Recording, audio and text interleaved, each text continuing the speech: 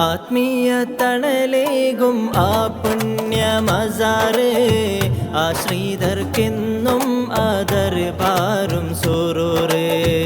ആഗ്രഹ സാഫല്യ കേന്ദ്രമതാം ഖൈറ് ആയിരങ്ങൾ ഒഴുകി നേടും മദദാം നൂറ് ആത്മീയ തണലേകും ആ പുണ്യ മസാറ് ആശ്രിതർക്കെന്നും ആദർബാറും സുറൂറ് ആഗ്രഹ സാഫല്യ കേന്ദ്രമതാം ഖൈറ്